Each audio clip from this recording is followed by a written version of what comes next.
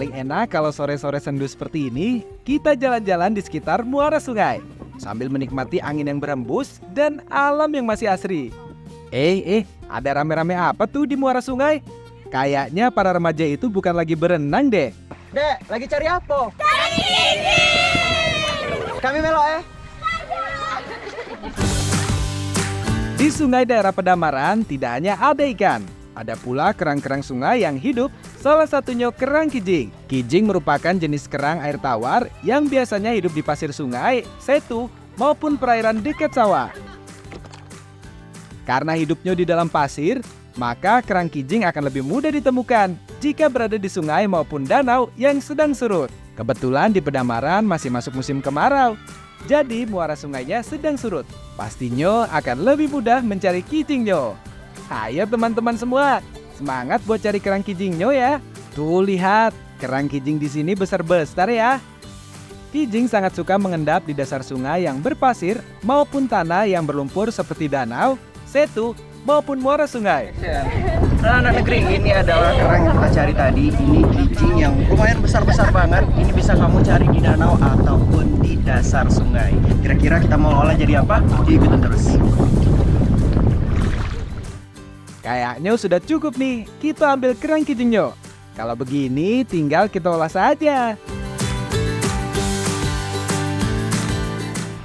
Apa kabar wong kita galo? Nah, ini dia kerang kijing yang tadi kita sudah tangkap di sungai. Kira-kira kita mau olah menjadi makanan khas daerah ya, Pedamaran. Kira-kira kita mau masak apa? Kerang kijing sambal calo. Langsung aja kita masak. Aku rebus dulu Bu ya. Yang pertama kita olah tentunya kerang kijingnya dulu. Kerang kijing yang sudah dibersihkan kita rebus dengan air yang mendidih. Proses perebusan ini boleh dibilang tahapan paling penting karena menentukan rasa dan tekstur dari kerang kijingnya nanti. Nah anak negeri, untuk menghilangkan bau amis dari kerang kijing ini dan agar memudahkan kerang kijing ini terbuka, kita masukin batang serai dan sedikit garam. Untuk menghilangkan amis, kita tambahkan batang serai secukupnya. Pada saat perebusan jangan lupa dikasih garam dan bumbu penyedap lainnya, biar kerang kijingnya terasa lebih enak dan gurih tentunya. Rebus kerang kijingnya hingga benar-benar matang. Nah, kalau kerang kijingnya sedikit, biasanya waktu perebusannya lebih cepat ya. Beda halnya kalau kerang kijing yang dipakai ada banyak. Pastinya proses perebusannya jadi lebih lama ya. Sambil nunggu matang, kita siapkan bumbu dasar dan bumbu pelengkapnya.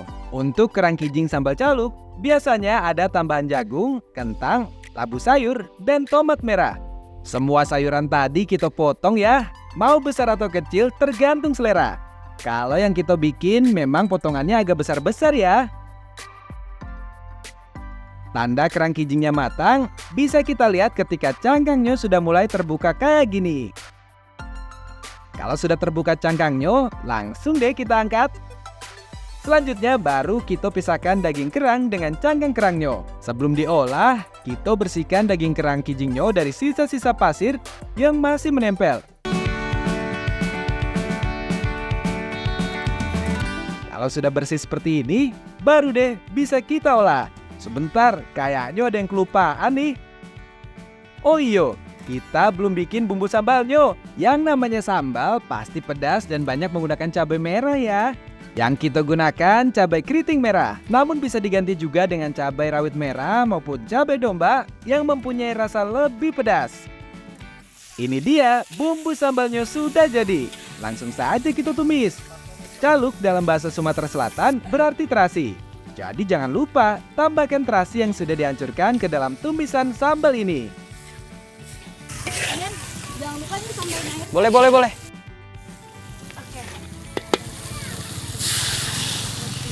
Oke. Setelah kita tambahkan air, baru masukkan potongan sayur seperti jagung, kentang, dan juga labu sayur. Kentangnya memang harus dimasak di awal ya, soalnya tekstur kentangnya keras, sehingga perlu waktu yang cukup lama agar tekstur ketiga sayur itu menjadi lebih lunak. Nah, kalau sudah lunak, baru deh kita tambahkan daging kerang kijing yang sudah direbus tadi. Aduk sampai bumbunya meresap ke dalam kerang kijing dan sayurannya. Kalau sudah kayak gini, tinggal disajikan deh. Kerang kijing sambal caluknya sudah jadi di anak negeri. Sekilas sih kayaknya tidak pedas ya. Daripada berandai-andai, mendingan langsung saja kita cobain biar tahu rasanya pedas atau tidak. Wah, setelah dicoba satu suapan, ternyata rasanya pedas juga ya. Kelihatannya sih kayak nggak pedas ya, soalnya warnanya tidak terlalu merah. Tapi pas sudah masuk mulut, baru terasa pedasnya. Karena ini ada terasinya, jadi rasanya lebih gurih dan rasanya mirip seperti sambal terasi, namun ada tambahan kerang kijingnya. Selain rasanya yang enak dan unik, ini juga punya manfaat untuk tubuh karena mengandung asam lemak omega 3 yang baik untuk tubuh dan kesehatan otak. Yuk, makan lagi. Ternyata rasa kerang kijing hampir sama dengan kerang hijau dari laut. Bedanya kerang kijing ini dagingnya lebih besar daripada kerang hijau yang tinggal di laut. Yan, Ya. itu kijingnya masih banyak banget. Enaknya dibikin apa ya? Tenang Bu, tenang. Tenang lah, tenang. Kita bakalan buat olahan makanan khas Pedamaran lagi, yaitu... Penasaran Bu? Penasaran. Aku juga penasaran, tapi bercanda. Kita bakalan buat kijing bakar khas Pedamaran. Karena kerang kijing yang matang masih ada, jadi kita nggak usah rebus kerang kijingnya lagi. Kerang kijing yang sudah direbus ini tinggal kita pisahkan antara daging dan cangkangnya. Rendam dan bersihkan daging kerang kijingnya dengan air hangat. Eits, cangkang kerangnya jangan dibuang ya, soalnya nanti kita mau pakai kembali cangkangnya. Sekarang kita bikin bumbu dasarnya dulu. Berbeda dengan olahan sebelumnya, kalau bumbu makanan ini tidak memakai terasi sama sekali.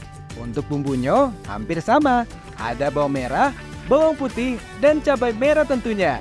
Yang bikin beda ada tambahan tomat merah dan juga kunyit ya. Setelah diberikan garam, bahan-bahan tadi kita ulek sampai halus. Ayo Bu, semangat nguleknya. Ini nih yang bikin beda lagi, bahan pelengkapnya. Kerang kijing bakar Pedamaran ini menggunakan belimbing wulu atau lebih dikenal dengan belimbing sahur. Selain belimbing wulu, ada pula timun dan tomat cengkudiro atau tomat cherry. Semua bahan-bahan tadi kita potong kecil-kecil ya.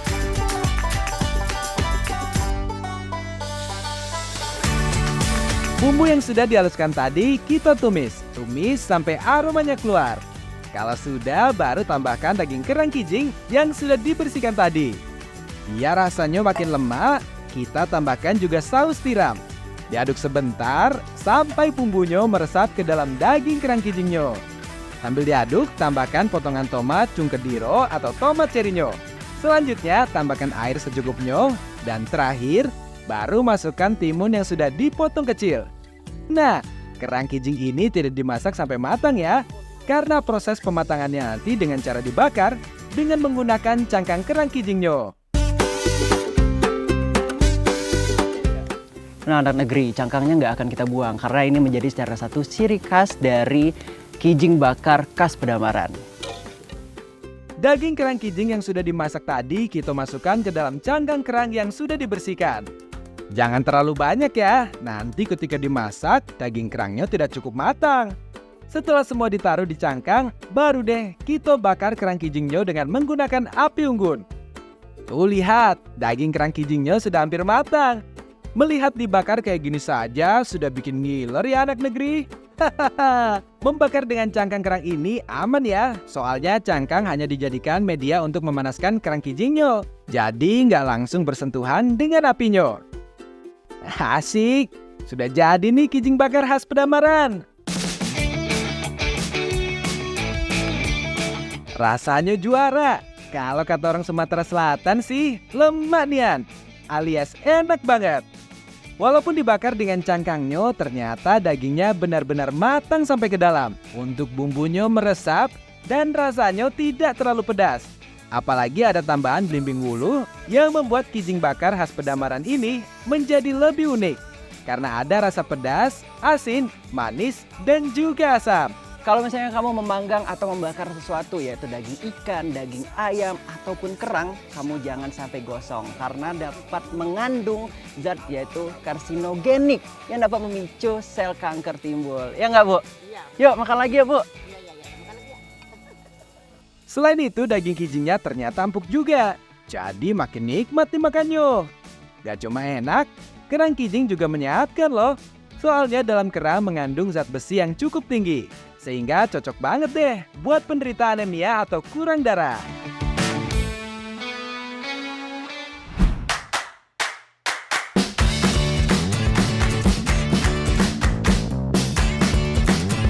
Wih, keren banget ya. Tas, topi, dan tikarnya berwarna-warni dan menarik di hati. Tasnya cocok banget nih buat dipakai ke undangan ataupun ke pasar. Pokoknya nggak malu-maluin deh.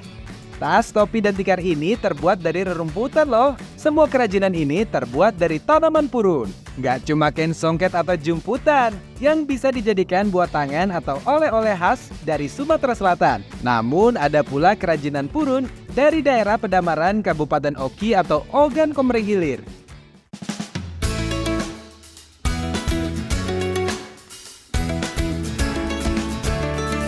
Untuk membuat kerajinan yang cantik cakep seperti ini harus membutuhkan tanaman purun yang akan diolah menjadi kerajinan. Kebetulan nih, aku lagi bersama ibu-ibu dari Desa Menang Raya mau mencari tanaman purun. Untuk mencari tanaman purun ini tidaklah mudah. Kita harus melewati tanah yang becek dan berlumpur. Kalau nggak hati-hati bisa terperosok ke dalam kubangan lumpur anak negeri. Purun yang berkualitas itu memiliki warna yang hijau dan batang yang tinggi, Bu ya. Biasanya warga di sekitar memanfaatkan purun sebagai bahan untuk membuat kerajinan. Gimana lagi, Bu? Oh. Tanaman yang sejenis dengan daun pandan ini hidup di sekitar rawa gambut. Tanaman ini memiliki warna abu-abu hingga hijau dengan bentuk daun yang mengecil dan ujungnya berwarna kemerah-merahan. Sudah musim kemarau, di tengah rawa pula. Makin terasa panasnya. Tapi tenang, sebagai pria yang tangguh, tidak boleh banyak mengeluh. Ayo semangat, Bu. Panas bukanlah halangan untuk mencari rezeki. Hahaha. Panas juga, Bu ya. Iya, panas. Itu dimakai Ibu apa, Bu? Pakai bedak. Oh, bedak. Nah, Biasanya dibuat dari apa itu, Bu? dari beras. Oh, fungsinya? Fungsinya agar jangan kena sinar matahari. Oh, biar nggak kepapar sinar matahari, Bu ya. Iya. Wah, pantesan ibu-ibu di sini kuat panas banget ya. Ternyata kebiasaan ibu-ibu pencari purun di Desa Menang Raya ini selalu mengoleskan bedak yang terbuat dari tepung beras agar mukanya tidak terlalu kepanasan. Nah, purun-purun yang sudah dicabut dari akarnya ini lalu dibersihkan dan dipotong bagian ujungnya. Nah, anak negeri, inilah tadi purun yang sudah kita cari, Bu ya. Setelah tadi dipotong ujung-ujungnya dan kita bakalan pakai yang di tengahnya aja. Kira-kira kenapa, Bu, dipakai yang di tengahnya, Bu? Karena kita pakai yang tengahnya terlalu bagus. Biar enak nganyamnya. bikinnya. Kuat juga, Bu ya? Iya, Nah. kuat. Setelah dipotong, ini juga bakalan dijemur dan ditumbuk. Iya. Yuk kita lihat proses selanjutnya. Kalau sudah dipotong, tanaman purun ini sudah bisa untuk dijual ke pengepul kerajinan purun. Tapi kalau dijual masih basah gini, biasanya harganya tidak terlalu mahal ya. Harganya akan lebih mahal ketika purun-purun ini sudah dikeringkan dan sudah ditumbuk. Tanaman purunnya dijemur di bawah sinar matahari kurang lebih sehari semalam. Namun itu tergantung cuaca ya. Kalau musim penghujan, biasanya membutuhkan waktu yang lebih lama, sekitar 2-3 hari. Kalau udah kering, kita lemesin dulu purunnya dengan cara diinjak-injak terlebih dahulu. Waduh, jangan asal main injak ya. Ada teknik menginjaknya. Jadi badannya harus menyamping dan jalannya miring ke kiri dan ke kanan. Mirip seperti kepiting sih kalau lagi jalan. Nah, dengan gerakan begini membuat purunnya lebih lentur dan mudah dibentuk. Setelah diinjak, purunnya harus ditumbuk agar purunnya makin lebih tipis dan mudah dibentuk. Alat untuk menumbuknya ini disebut antan. Antan terbuat dari kayu. Berat dari antan ini kurang lebih 5 kg. Setelah dijemur di terik sinar matahari, purun ini juga selanjutnya diinjak-injak dan ditumbuk, Bu ya, Iya. agar tetap lembut dan bisa dibuat menjadi kerajinan. Purun-purun yang sudah kita tumbuk ini, langsung saja deh kita kasih ke pengrajin purun biar langsung dibuat kerajinan. Jadi kita bawa purun nih, Pak, yang sudah kita keringkan sama kita tumbuk ya, Pak ya. So, kira-kira gimana nih, Pak, untuk menjadi kerajinan yang bagus ini, Pak? Ya, setelah itu dikesumo aja gitu. Ya, Jadi kesumo, jadi dia dibagi dua, begini lebih kurang. ya. Jadi kita tekuk begini ya. Oh, Nah, lebih kurang 3 tinggal ke satu ini supaya diikatnya ya. Oke. Nah, ya ini ya. Biar makin cantik, kita warnain ya. Pewarna yang digunakan menggunakan pewarna pakaian dan juga tekstil. Aduk sebentar saja, jangan terlalu lama. Kalau terlalu lama, nanti purunnya terlalu layu dan akan cepat hancur ketika diolah. Kalau sudah berwarna, baru deh kita jemur. Oh iya, untuk penjemuran ini cukup diangin-anginkan saja seharian ya. Hal ini bertujuan agar warna pada purun lebih awet dan warnanya tidak menjadi pudar. Lanjut kita ke proses penganyaman. Proses penganyam purun biasanya dilakukan di satu pendopo atau depan halaman rumah. Kalau yang sudah ahli biasa membutuhkan waktu kurang lebih 2-3 jam. Karena aku belum ahli, pastinya membutuhkan waktu yang lebih lama. Ya, mungkin bisa 1 harian lah. Proses menganyam ini tidak menggunakan mesin jahit atau alat bantuan lainnya. Semua hanya mengandalkan keahlian dan kecepatan tangan. Kalau untuk membuat topi atau peci, memang harus menggunakan tempat untuk menahan purunnya, agar hasil topinya nanti menjadi rapi dan bagus tentunya.